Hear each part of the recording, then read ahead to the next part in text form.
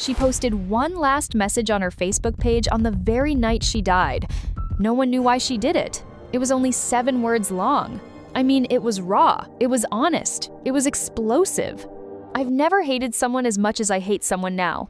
Less than 1 hour later, Lucy Landry was fighting for her life.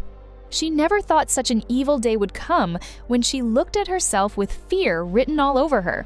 Can you imagine what she was battling with at that very moment of her life? It was dark and cold on a quiet English country lane. She was outside a big mansion that was supposed to be her fairy tale dream.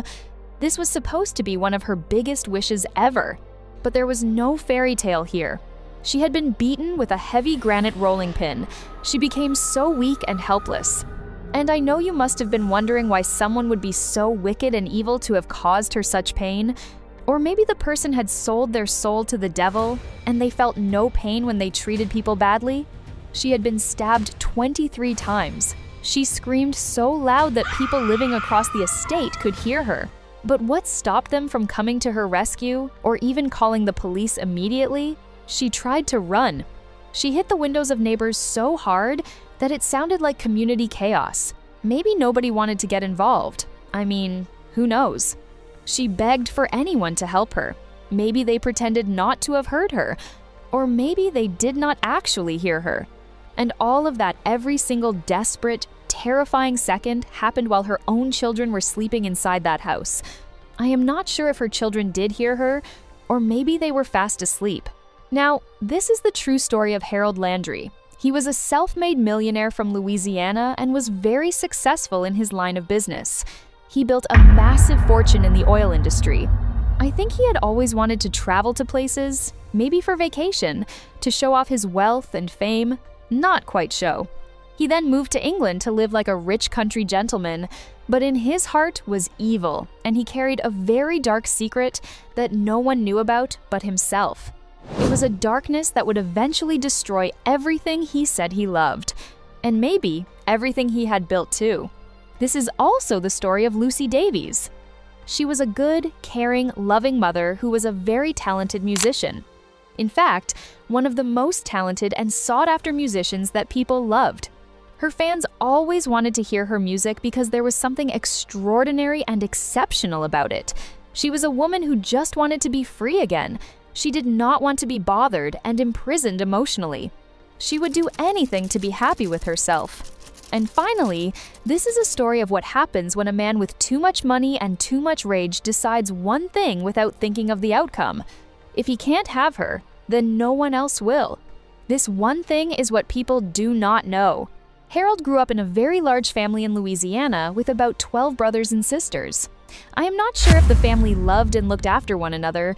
They were working-class people. He didn't have a silver spoon. He had no special help and no shortcuts. Maybe he did strange things because he was not from a rich home, even though his family was not extremely poor. But one thing people knew him for was that he had a huge hunger for success. He had a drive that only comes when you start with nothing. So he decided to go into the oil business, where he later found success. He designed special cranes for oil platforms in the ocean. He worked hard and turned himself into a millionaire. This was one of the best things that Harold was known for, and he had always desired it. By the time he lived in Covington, Louisiana, everyone knew him. He became popular, more attractive to people who never thought he would. He became a boss, a rich man, and a big success story that drew the attention of successful people. Some may even say the world envied him. One thing some people don't know is that he had also been married and divorced twice already. You might be wondering, why divorce twice? How has he not been able to stick to one woman to build a great family instead of divorcing 2 different women that maybe he once loved? Or was there something else that he was hiding that people did not know? He had 4 children in the United States of America. To the public, he was a good father who paid for everything. Friends said he was proud and loved his family image. Many of them may even have prayed to be like him because he seemed responsible outwardly. But we have been told that not everything that glitters is gold. Here's what many people did not know about him. His old lawyer, Pat Fanning, saw a different side. He described Harold as a very angry man. He was not easy to like. Harold always believed he was right. He thought sticking to his words all the time, without listening to what others had to say, made him a strong and feared man. But he was wrong. He had forgotten that no man is an island. When he made up his mind, he would never change it. There are still people out there who do the same thing as Harold. That detail is the most important part of this entire case. In 1999, Harold was 53 years old. He had money, he had houses, but according to news reports, he was wealthy, healthy, and very lonely. This is one thing that many wealthy, rich, and famous people face in their secret lives, and why you should not envy anyone regardless of their status. So he went online. His username was Cajun H. He spent his time in internet chat rooms. In that digital world, he found her. One thing Harold never knew about himself was that he did not know he had a terrible weak point that could destroy him. He thought it was normal and that he was just being himself. Maybe if he knew, or if he welcomed other people's opinions, or he even sought advice regularly, he could have a lasting solution. Her username was Misery. Her real name was Lucy Davies. She was only 28 years old. She was a music student and a single mother from Wales. Everyone said Lucy was special.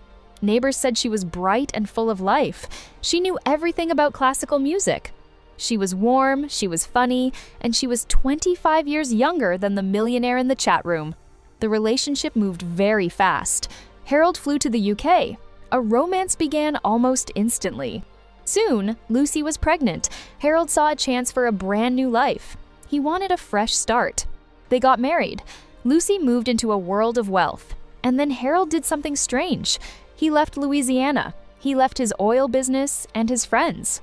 He followed Lucy to the English countryside. He wanted to be a new man. He wanted to be an English gentleman in a new world. The dark past. But here's the truth about Harold Landry. The fancy photos and the expensive house could not hide who he really was. Harold was a man who had to win. He had to be in control of everyone around him. Arguments in the house became more intense. When Harold drank alcohol, he became a different person. He wasn't the storyteller from Louisiana anymore. He was cold. He was hard. There was something Harold never told his new neighbors in England. This was not the first time he had been violent. 16 years before Lucy died, Harold was in a relationship with a woman in Louisiana. That woman had a husband named Chris Price. One day, Chris Price found Harold at a traffic light and walked up to his car. A witness saw everything. Harold pointed a gun out of his window and said he was going to shoot him. Then he pulled the trigger. He shot Chris Price in the neck. Chris survived, but he almost died. Harold was arrested for attempted murder, but Harold believed he was the victim. He told the court it was self-defense. He didn't go to prison. He got a small fine and community service. He moved on. He went online. He met Lucy.